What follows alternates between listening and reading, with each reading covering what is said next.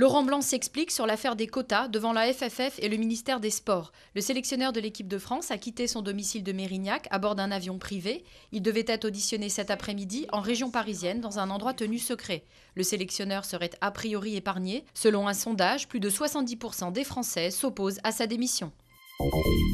Nouveau rebondissement judiciaire dans l'affaire Doutreau. Acquittés en 2005, les époux Lavier ont été placés en garde à vue à Boulogne-sur-Mer avec 5 de leurs proches. Franck et Sandrine Lavier sont soupçonnés de corruption de mineurs. Le couple avait déjà été placé en garde à vue début mars pour des accusations de maltraitance portées par 2 de leurs 5 enfants de 10 et 11 ans.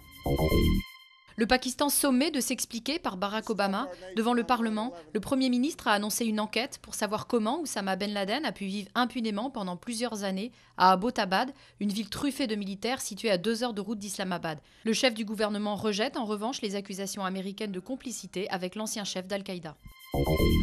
Misrata au cœur du conflit en Libye, assiégée depuis plus de 2 mois par les pro-Kadhafi, cette ville côtière de l'ouest du pays a été le théâtre d'intenses combats au cours du week-end. Les rebelles concentrent leurs efforts dans le secteur de l'aéroport. L'OTAN se montre de son côté optimiste, estimant que la partie est terminée pour Kadhafi. Alerte à la déforestation en Indonésie, ces tigres sont menacés d'extinction et le Fonds mondial pour la nature lance un appel d'urgence. Les caméras du WWF ont réussi à filmer 12 tigres dans l'est de l'île de Sumatra, une zone où le développement des plantations de palmiers à huile et d'arbres à papier met l'écosystème en péril. Il resterait moins de 400 tigres de Sumatra vivant ainsi à l'état sauvage.